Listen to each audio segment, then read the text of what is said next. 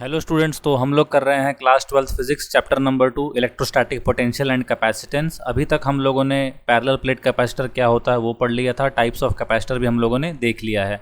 आज हमको करना है कि फोर्स कितना लगता है एक प्लेट की वजह से दूसरी प्लेट के ऊपर। पैरेलल प्लेट कैपेसिटर बोलो चाहे स्फेरिकल कैपेसिटर बोलो, फर्क नहीं पड़ता है, सबके लिए सेम ही आंसर आने वाला है। तो इसलिए मैं पैरेलल प्लेट कैपेसिटर का यहाँ पे डेरिवेशन आपको करके दिखा रहा हूँ, how to find a force on one plate due to the other plate. तो चलिए सबसे पहले काम करते हैं, हम लोग डायग्राम सेटअप कर लेते हैं। डायग्राम है कि हमारे पास एक प्लेट है कुछ इस तरीके से, इस पे सारा का सारा प्लस चार्ज है सरफेस पे, ठीक है। दूसरी वाली प्लेट पे क्या हो जाएगा, अपोजिटली चार्ज हो जाएगी, वो नेगेटिव चार्ज हो जाएगा, ठीक है। इसको हम लोगों ने कनेक्ट कर रखा है किससे, बैटरी से, एंड ये हो गया कंप्लीट यहाँ से तक, ठीक है। इसको बोलते हैं प्लेट ए, मे बी इसको बोल देते हैं प्लेट बी। तो हमें पता है साफ साफ कि जो चार्ज होगा on plate A, charge on plate A वो हो जाएगा प्लस क्यू। चार्ज जो होगा प्लेट बी पे वो हो जाएगा माइनस क्यू, ठीक है। इतनी सी बात आपको समझ में आ गई होगी यहाँ से तक। अब आपको दूसरा काम क्या करना है, आपको पता है साफ साफ कि जो फोर्स निकलेगा, force on B due to A कितने के बराबर हो जाएगा, force on B due to A. तो आपका जवाब हो जाएगा, आप ऐसे लिख दो, देखो फोर्स ऑन बी, तो हम लोग ऐसे लिख देते हैं बी कॉमा ए से रिप्रेजेंट करते हैं इसको, ऐसे कर लेते हैं बी कॉमा ए। मेरा कहने का मतलब क्या है, फोर्स बी पे जो लग रहा है ए की वजह से वो कितने के बराबर होगा। तो आपका जवाब होगा जो चार्ज है क्यू बी है ना, जो बी के ऊपर चार्ज है वो, और साथ में इलेक्ट्रिक फील्ड, ठीक है। करेक्ट, यहाँ से इतनी सी बात आपको समझ में आ गई होगी। अच्छा, दूसरी बात यहाँ पे क्या हो गया कि ये वैल्यू कितना होगा, तो आपको साफ पता है यहाँ पे कि ई का जो वैल्यू है इलेक्ट्रिक फील्ड किसकी वजह से, ये ए की वजह से है, ठीक है। तो इलेक्ट्रिक फील्ड ड्यू टू ए कितना हो जाएगा, तो ये हम लोगों ने ऑलरेडी पढ़ा हुआ है, सिग्मा अपॉन 2 एप्सिलॉन नॉट आने वाला है। सिग्मा अपॉन 2 एप्सिलॉन नॉट क्यों, ये एक प्लेट की वजह से। ध्यान रखना आपको यहाँ पे क्या, जो बिटवीन द प्लेट्स जो इलेक्ट्रिक फील्ड होती है बिटवीन, है ना, वो कितने के बराबर होती है, वो होती है सिग्मा अपॉन एप्सिलॉन नॉट के बराबर, ठीक है। Sigma upon epsilon not. हम लोग यहाँ पे एक प्लेट की वजह से दूसरी प्लेट के ऊपर इलेक्ट्रिक फील्ड कैलकुलेट कर रहे हैं, ठीक है। तो इसका क्या आंसर हो जाएगा, सिग्मा अपॉन 2 एप्सिलॉन नॉट। आपको इतनी सी बात यहाँ पे समझ में आ गई होगी, ठीक है। जहाँ पे सिग्मा की वैल्यू क्या होगी, क्यू बाय ए, तो आप डायरेक्टली क्या बोल सकते हो, Q by 2a epsilon not towards the right, ठीक है। तो हम लोगों ने इस तरह से लिख दिया। यहाँ पे भी मैं आई लगा देता हूँ क्योंकि हम लोगों ने लेफ्ट साइड वेक्टर मार्क किया हुआ है ना, ओके। तो अब फोर्स का फॉर्मूला या फोर्स का वैल्यू कितना हो जाएगा, तो आप बोलोगे F इज इक्वल टू ये हो जाएगा माइनस क्यू, इधर से आ जाएगा Q divided by 2a epsilon not, है ना, आई कैप। इसका मतलब क्या हो गया, देखो आप ध्यान से, तो आपको यहाँ पे मैग्नीट्यूड अगर हम लोग बोलें तो मैग्नीट्यूड तो हो गया हमारे पास कितना, Q square by 2a epsilon not, ये आ गया मैग्नीट्यूड। एंड साथ ही साथ यहाँ पे नेगेटिव आई आने का मतलब क्या है, ये लग रहा है कहाँ पे, टूवर्ड्स लेफ्ट, और सही बात भी तो है। इसका मतलब हो गया कि जो प्लेट बी है, plate B is attracted towards left. Simple सी बात थी यहाँ से तक, है ना, plate B is attracted towards left, that is why क्या आ गया यहाँ पे, नेगेटिव साइन आ गया, ठीक है। पर ओवरऑल मैग्नीट्यूड कितना होगा, तो आंसर है Q square by 2a epsilon not. यही सेम जो है आंसर आ जाएगा किसके लिए, force on A due to B. यानी कि अगर आप ये निकालते हो force on A due to B, तो वो भी कितने के बराबर हो जाता है, इतने के ही बराबर आ जाता। बस वो कहाँ लगता है, राइट साइड को लगता है। क्यों, क्योंकि इक्वल एंड अपोजिट फोर्सेस लगती है ना, to every action there is an equal and opposite reaction, that is why. तो बिल्कुल बेसिक सा क्वेश्चन था, यहाँ पे आपको समझ में आ गया होगा कि एक प्लेट दूसरी प्लेट के ऊपर कितना फोर्स लगाती है। तो आंसर है Q square by 2a epsilon not, ठीक है। करेक्ट यहाँ से तक। चलिए अब आगे बढ़ते हैं और आगे करते हैं energy, electrical energy stored bye a capacitor, वो भी डिराइव कर लेते हैं यहीं पे, उसमें यूज होगा ये वाला डेरिवेशन। तो नेक्स्ट टॉपिक हमारा है electrical energy of a capacitor, ठीक है। तो हुआ क्या, देखो आप अगेन वही डायग्राम ड्रॉ कर देता हूँ मैं यहाँ पे।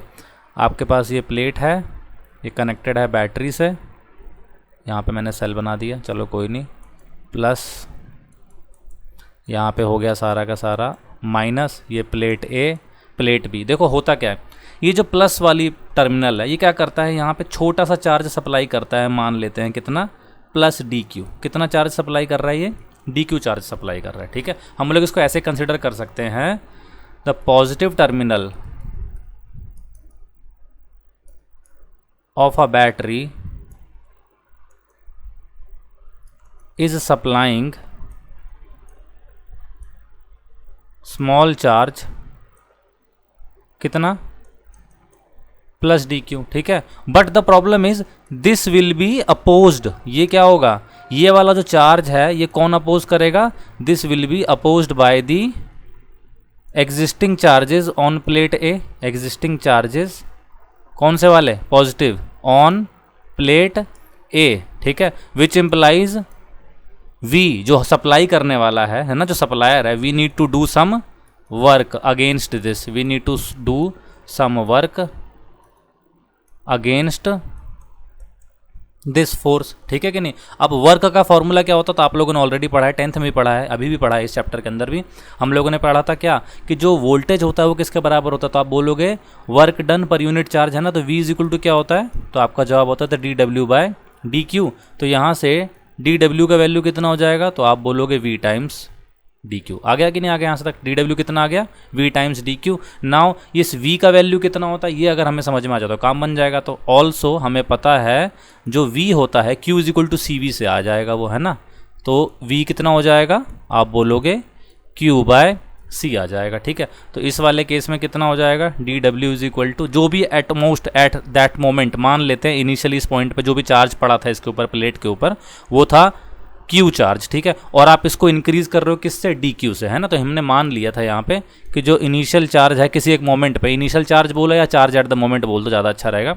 आप ये बोल दो कि चार्ज एट अ मोमेंट मान लिया मैंने था कितना, वो Q था, और फिर वो इंक्रीज्ड बाय कितना हो रहा है, इंक्रीज्ड बाय dQ, ठीक है। तो वही मैं अप्लाई कर रहा हूँ यहाँ पे लॉजिक। तो मैंने बोल दिया कि कैपेसिटेंस हो गया यहाँ से Q is equal to CV, उस मोमेंट पर जो चार्ज था Q, तो कैपेसिटेंस उस मोमेंट पे कितना हो जाएगा C। तो हम लोगों ने यहाँ से V का वैल्यू कैलकुलेट कर लिया जो कितना आ गया Q बाय C। अब इस Q बाय C को मैं यहाँ पे पुट कर देता हूँ, ठीक है। अब एक काम और करते हैं हम लोग रिप्रेजेंटेशन पर्पस के लिए। आपने ध्यान से नोटिस किया होगा मैंने यहाँ पे लिखा है DQ, है ना। तो रिप्रेजेंटेशन पर्पस के लिए ही मैं यहाँ पे बदलाव कर देता हूँ, क्या, यहाँ पे जो है ना मैं कैपिटल Q लिखने के बजाय स्मॉल q लिख लेता हूँ, जिससे आपको ना फ्लो समझ में आ जाए कि DQ का इंटीग्रेशन Q के रिस्पेक्ट में, है ना, Q का इंटीग्रेशन DQ के रिस्पेक्ट में होने वाला है, तो उससे ज़्यादा अच्छा रहेगा। हम लोग इस तरह से लिख लेते हैं इसको। मैं यहाँ पर भी रब कर देता हूँ ये वाला चार्ज, और स्मॉल q लिख रहा हूँ, बस मैं नोटेशन चेंज कर रहा हूँ, ठीक है। कुछ मीनिंग, कोई बात का अर्थ चेंज नहीं हो रहा है यहाँ पर, ठीक है।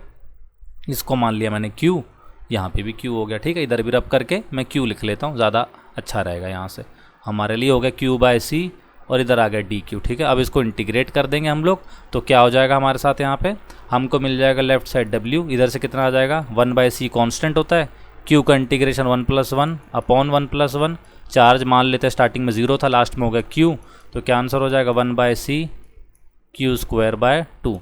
इसका मतलब जो वर्क डन होता है वो कितने के बराबर है, Q²/2C। तो ये हमारा क्या आ गया, वर्क डन डिराइव होके आ गया। आई होप आपको समझ में आ गया होगा, बिल्कुल बेसिक सा फैक्ट था यहाँ पे। क्या निकल के आया, वर्क डन Q²/2C, यानी कि इलेक्ट्रिकल पोटेंशियल एनर्जी जो स्टोर होने वाली है इसके अंदर वो कितने होने वाली है, Q²/2C होने वाली है। इसको आप कई अलग अलग रूपों में याद रख सकते हो। कैसे, अगर मैं इसको पुट कर दूँ Q के बदले CV, तो देखो आप क्या हो जाएगा यहाँ से, फिर हो जाएगा C²V²/2C, जो बन के आ जाएगा हाफ CV², ठीक है। ज़्यादातर लोग ये भी फॉर्मूला यूज़ करते हैं, तो आप इसको भी याद रख सकते हो। इसके अलावा और क्या कर सकते हो आप, अगर आप चाहो यहाँ से तो C को भी रिमूव कर सकते हो, या फिर V के टर्म्स में, जैसे हम लोगों ने यहाँ पे C और V के टर्म्स में लिखा है। ये वाला जो फॉर्मूला है ये C और V के टर्म्स में आया है, ये वाला जो फॉर्मूला है फर्स्ट वाला ये Q और C के टर्म्स में आया है ना। तो आप अगर चाहो तो इसको क्या कर सकते हो, यहाँ से C को भी एलिमिनेट कर सकते हो। वही अगेन यही वाली सेम लाइन को आप यूज़ कर लो, C के बदले क्या पुट कर दो, Q/V, और यहाँ पे क्या कर दोगे फिर आप ऐसे, तो आप बोल सकते हो QV/2। आपका जो मन करे तीनों में से वो फॉर्मूला याद रखना, सारे तो डिराइव हो ही जाएंगे वहाँ से, ठीक है। तो ये तीन हमने क्या कर दिए, डिराइव करके दिखा दिए फॉर्मूला। किसके लिए, ये है energy possessed by a capacitor. ये मैंने आपको दिखाया मेथड नंबर 1 से। चलो मेथड नंबर 2 भी देखते हैं, एक और आइडिया, एक और अप्रोच, मेथड नंबर 2। जितने ज़्यादा मेथड्स काम आपको आएंगे समझ में उतना ज़्यादा अच्छा रहेगा आपके लिए क्वेश्चंस वगैरह सॉल्व करने में, ठीक है। ये आइडियाज़ एग्जाम में इतना सारे ज़रूरत नहीं होते मेथड्स याद रखने की, लेकिन क्वेश्चन सॉल्व करने के लिए यानी कि प्रॉब्लम सॉल्विंग एबिलिटी जनरेट करने के लिए, इनकलकेट करने के लिए बहुत ज़रूरी है कि हमको डिफरेंट डिफरेंट मेथड्स आए, डिफरेंट आइडियाज़ पता हो। तो यहाँ पर हम लोग क्या करने वाले हैं, आप देखोगे ध्यान से, तो एक कैपेसिटर की प्लेट दूसरी प्लेट के ऊपर जो फोर्स लगा रही है वो है Q²/2A∁0 के बराबर। किसके बराबर है? Q²/2A∁0 के बराबर। तो आपको साफ साफ पता है, since force by one plate over other is given by Q²/2A∁0, है ना। और वर्क डन किसके बराबर होता है? तो आपका जवाब हो जाएगा फोर्स इंटू डिस्प्लेसमेंट के बराबर। फोर्स आ गया हमारे पास Q²/2A∁0, और D क्या है? The distance between the plates, है ना। ये D क्या है हमारा? Distance between plates. तो वर्क डन का क्या फॉर्मूला हो जाएगा? देखो यहाँ से, तो Q²D/2A∁0। ऑल्सो आपने पढ़ा होगा फॉर पैरेलल प्लेट कैपेसिटर,